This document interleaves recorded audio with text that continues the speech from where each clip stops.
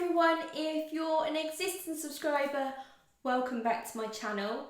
If you're new to my channel, why not hit subscribe now?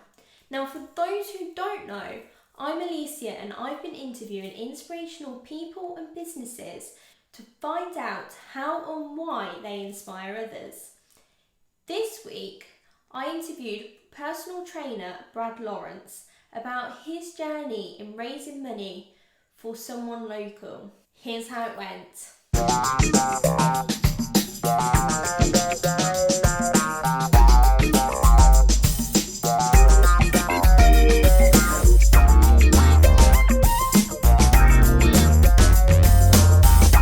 Welcome to the channel. To begin with, if you could just introduce yourself, who are you and what do you do? Right, so my name's Brad. I am 24 from Cumbria in the Lake District, and I am currently living in Bury, Manchester, as a personal trainer and online coach. Okay, fantastic. So what would you say to someone who's wanting to, get fit, get healthy? What's one of the main aspects to that? I think for a lot of people that don't know, what they're necessarily doing, or maybe slightly undereducated in that area, I think a lot of people think it's a lot harder and a little bit more restrictive than it actually is. I think, when a lot of people think about dieting or training and stuff like that, I feel like because of the way that the media is and stuff like that now, a lot of people feel like it has to be super restrictive for them to ever get anywhere. Mm-hmm. And I think a lot of people find that, they don't think that they're capable of that. But the truth is, it doesn't have to be like that. It's just, it can be so enjoyable and, funnily enough, so simple. All you need to do is just take that first step and get some guidance, really, whether it's from a coach or whether it's just from educating yourself properly. You are and you will get to where you need to be. The challenges that people face it mostly up here, rather than in their body, stuff like that. So definitely just take that first step, maybe whether it's getting off the sofa or whether it's stepping inside a gym or whether it's asking for help from someone else. Just do it without even thinking about it, because the more you think about it, the more time you spend in your own head, the longer it's going to take you to actually do it. Which is very true. So would you say that the fitness journey as such is the same for everyone? No, 100% not.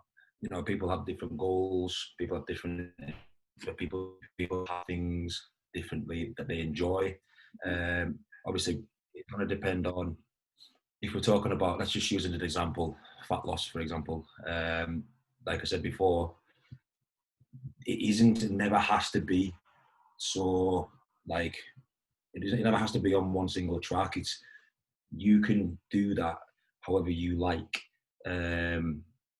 Obviously, there's got to be some sacrifice, and you've got to focus on the fundamental things of one, either fat loss or muscle gain or weight gain, weight loss, whatever it is.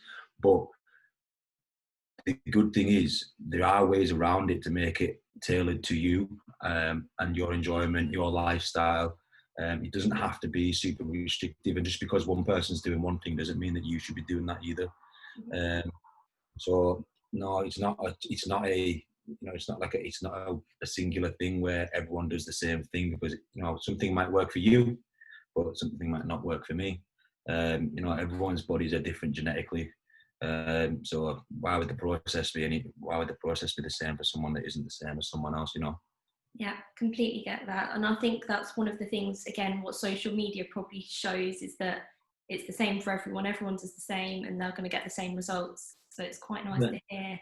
I think it's like, Instagram's a highlight reel at the end of the day. No one posts the photos. Well, a lot of people are starting to do it now. A smaller percentage of people are starting to be a little bit more honest with it and stuff like that. But, it's only a highlight reel, and someone shows a photo of their abs or whatever, you automatically assume, I want to do what that guy does. But in the reality is, you don't really see what actually it takes to get there. You know what I mean? Yeah, completely get what you mean.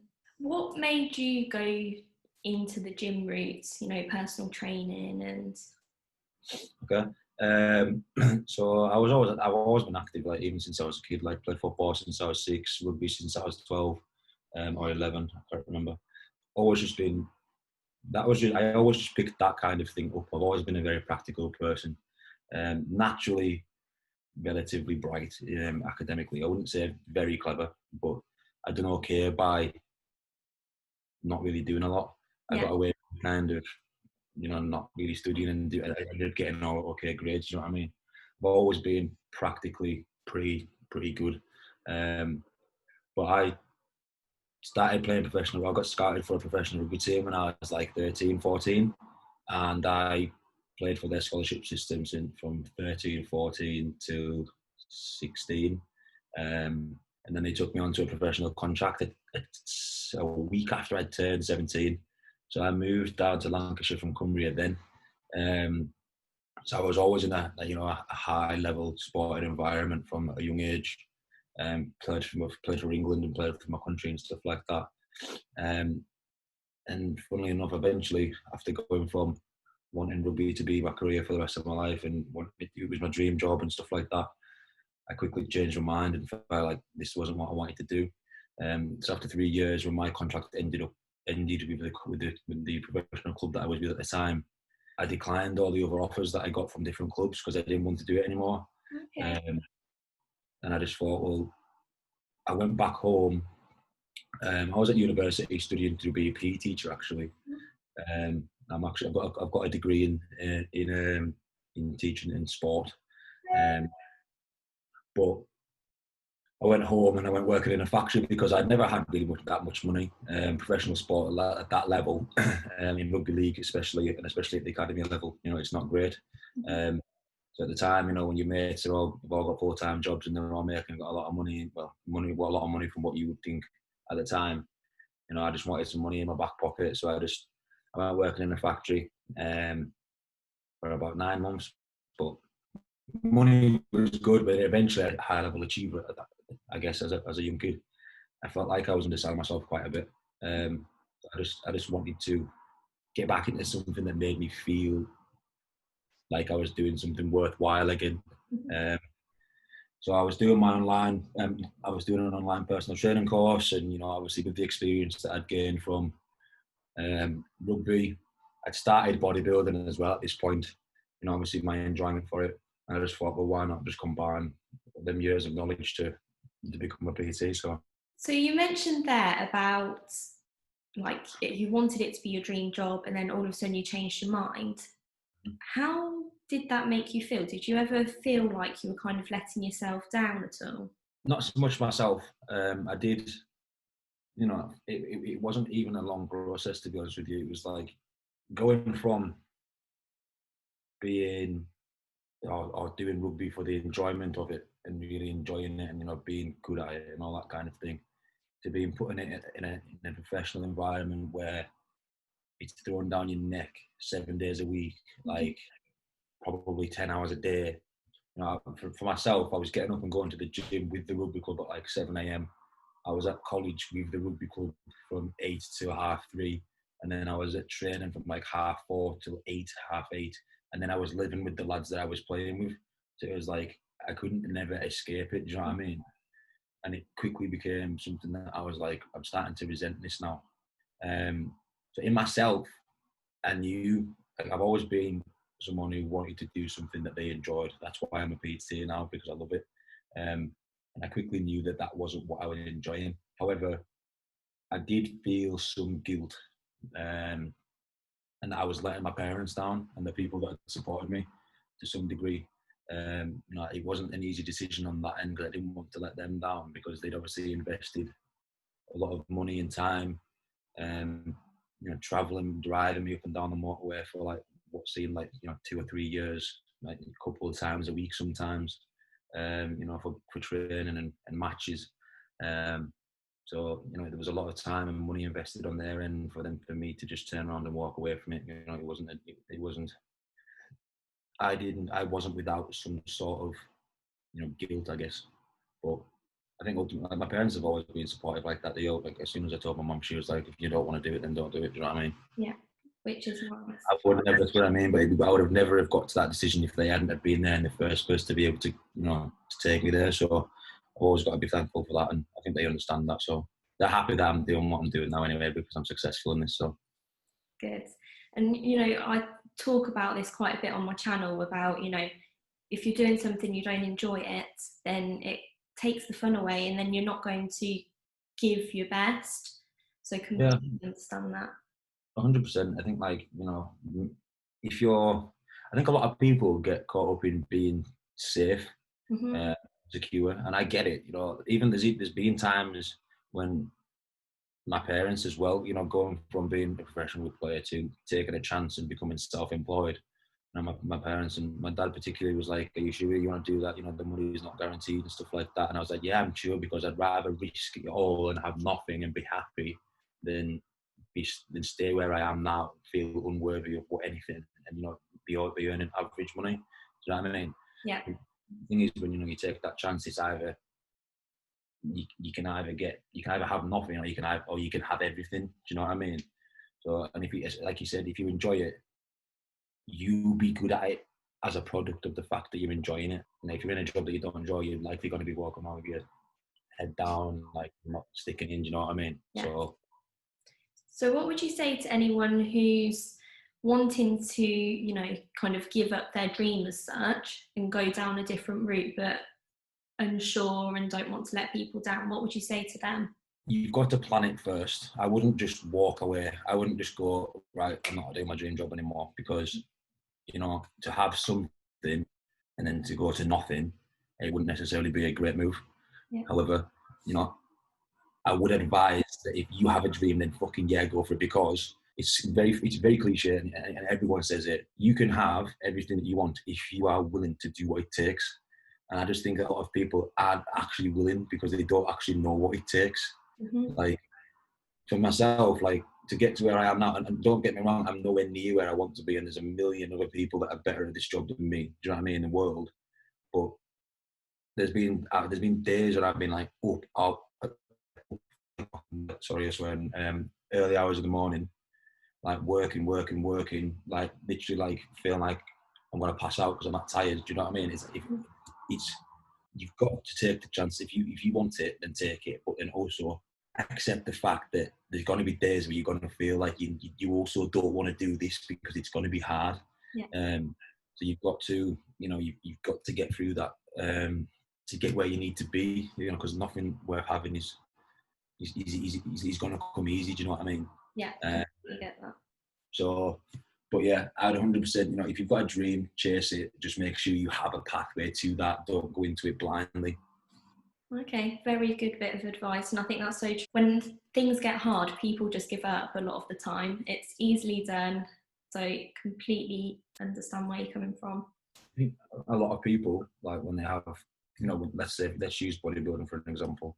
Like, everyone goes through the days where you feel like crap. Hmm. Um, People get to the point, or people that don't have the mental ability to push through that, they get to that point and they think, why do I feel so bad? I can't do this. They don't think that other people think like that. They think that everyone else that they're against has like some sort of superhuman capability that like doesn't feel any sort of pain or sadness. You know what I mean? That isn't the case. Everyone feels them times, you know, them days of shit where they feel rough, when they feel like they don't want to do it anymore. Like, everyone experiences that. No one gets through it unfazed. But it is the people that succeed are the ones that get to that point and then keep doing what they need to do anyway. Yeah.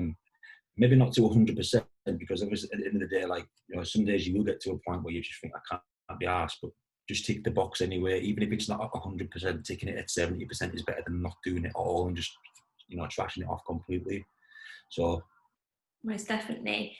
A couple of questions ago, you said that, you know, you wanted to help others, you wanted to kind of prove a purpose on what you're doing. Recently, you have raised a lot of money.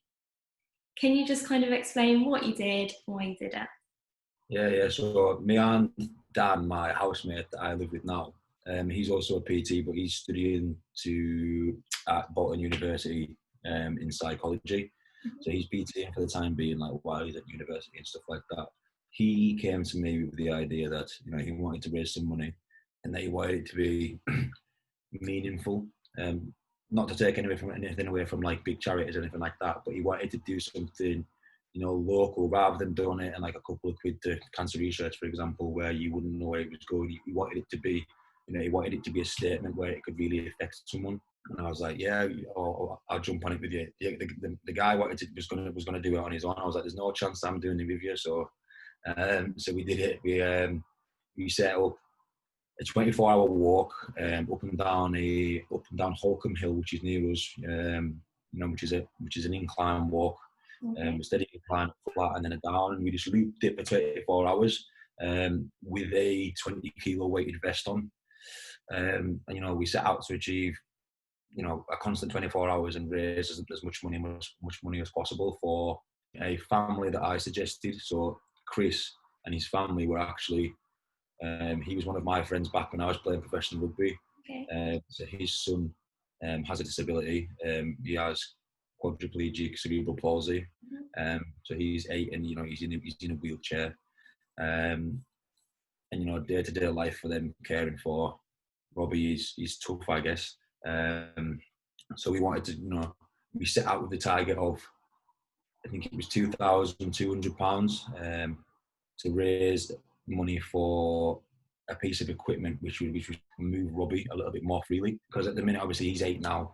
He's getting a little bit heavier. There's only Chris who can carry him like long distances, really, other than there's Steph, which is Chris's girlfriend, and then Steph's parents, also Robbie's grandparents. Obviously, for them, it's quite taxing to carry him as well. This hoist is mobile, and they can take that anywhere. So that was going to make their life a load easier. But we smashed that target 24 hours, £2,200 like in a day. So obviously we raised the bar a little bit higher, and it just kept going up and going up and going up. And then by the time we ended up doing the 24 hours and completing it, we ended up raising like just short of 7,000. Fantastic. So That's brilliant. When you were doing the walk, I mean, 24 hours, A, is a long time, and B, you've got the vests on, you're just walking on a slight incline. Was there any point where you wanted to kind of go sleep as such? being honest, it wasn't actually that tired. Like when you think about it, you look at the things in isolation, like 1, 24 hours, 2, the fact it's uphill, 3, just being on your feet for 24 hours, the weight, like they all seem horrible in their own right. The worst thing for me wasn't any of that. It was the blisters. Oh, My, really? my feet were killing. Like I had blisters on all my toes, underneath my feet, on the backs of my heels. Like my full feet were just full of blisters. I was hobbling by the time after I think it got to about 12 hours. I was fine. After 12 hours, towards the end of it, it was pretty tough. But the sleep wasn't too bad because people were bringing us coffees and stuff all the time, so it wasn't that bad. Do you think that it made it easier because, you were doing it for a good cause? Was that what kept you going? Yeah, for sure. When there's a reason, when the reason is strong, then you'll always get it done. In anything that, and then relating that to diet or whatever. If your reason for doing it is strong enough, you will do it. No matter how hard it is. I was we were with a good set of lads. Dan's a pretty tough guy in his head, and then Chris, obviously ex-professional player with myself, who I played on the same team with, and then my best mate Jake, who did it with us. He's also a professional player as well. So we're all 4 of us are pretty fit lads and mentally robust lads, I guess. So having them there, as well as the fact that it was for Robbie, it made it easier. Although it was hard, but it made it easier, I guess. Well done for raising so much money and keeping going. Fantastic achievement. Finally, I have 10 very quick questions. Yep. Are you ready? Okay. Can you bodybuild without eating meat? Yes. Can you? Yeah. There is vegan bodybuilders. Okay. It'll be, it's going to be a little bit harder in terms of what's readily available, getting your protein and stuff in like that. It is possible, but again, like I say, if you want to do it, it is doable. You've probably got to go around things a little bit more difficultly than the average person who probably would eat meat. Okay.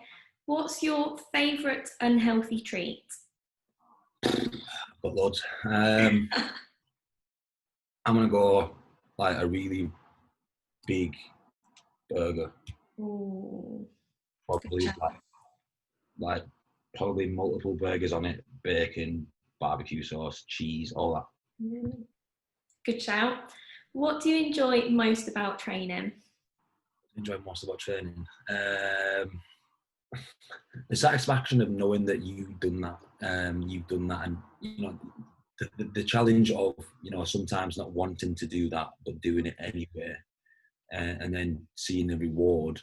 It's the satisfaction of that is good, but also the community of lads that that have around it. It's quite a small niche of people. Yeah, Um, the people that do it well anyway, and the camaraderie between those lads, that's enjoyable as well. very good. Weights or cardio? So weights 100%. Okay. I don't enjoy cardio. Yeah. A lot of people say that. Definitely take weights over cardio. Ice cream or custard? Ice cream. One unpopular opinion. One unpopular opinion. Mhm. Um, Pineapple goes on pizza because it doesn't. Love that. One thing on your to-do list. Mm, Travel to Asia. Best thing about helping someone. There's a lot. It's hard. It's the seeing someone, or when you sign someone up or work with someone or whatever, and you see that they're almost downbeaten and unhappy with themselves, but then watching them blossom, one physically, but even more so mentally, when their whole mindset switches and they start to see that things aren't that difficult, that they've earned the reward and they're now confident again. To see that mental change in someone, that there's a lot of satisfaction in that. Oh, I can imagine. Film or TV series? Film. I'm a film guy. And one motivational tip. I'm gonna go with the most cliche thing you could ever possibly imagine. Okay. That if you are as consistent and as patient as possible, you will get there 100%. Like if you can be as close to 100% on it in terms of everything, whether it's business or fitness or whatever it is, if you know what you need to do, if you do that and just be patient with it, regardless of, even through the times where, let's use weight loss as an example. One day you wake up and the scale says you're a little bit heavier. You don't understand why. Ignore it and keep doing what you're meant to do anyway. Like, do that over a long period of time. Just be prepared to put the work in, and be prepared to put the work in consistently. For overshoot yourself. If the goal's 8 weeks, be prepared to do it for 20 weeks. Like, you will get there eventually, as long as you can be 100%. Most of the time. Brilliant bit of advice. Thank you very much. Now, I hope you all really enjoyed that interview with Brad. I think there's a couple of things that we can all really learn from that interview. The first point I'd like to talk about is about doing something that you enjoy. And that is so important. As we heard Brad talk about, if you don't enjoy something, then it will just become like a chore eventually, and you won't put in as much effort as what you would if you really, really enjoy it. And that is so important to remember. As we heard, Brad thought he was going to be letting his parents down when he decided to quit what he was doing. But he stuck with his heart and he did it, and now he is really successful as a personal trainer. The second point I'd like to talk about is about the raising money for the charity. I think that's an absolutely phenomenal thing what those guys have done. And again, as we heard, if you stick together as a team, you cheer each other on, and you will keep going. If you have a good network supporting you, it makes it so much easier to get a successful outcome. Now, you can follow Brad at the links here. If you have someone that inspires you, comment below. I'm always so interested to find out who others find inspirational. Likewise, if you have an inspirational story to tell, comment below, drop me a message on social media, or even drop me an email. On Sunday at 4 o'clock, I'll be speaking with videographer Ross Welch. If you've enjoyed this video, give it a thumbs up, comment below, let me know what you think, and don't forget to hit subscribe. See you all on Sunday. See you later.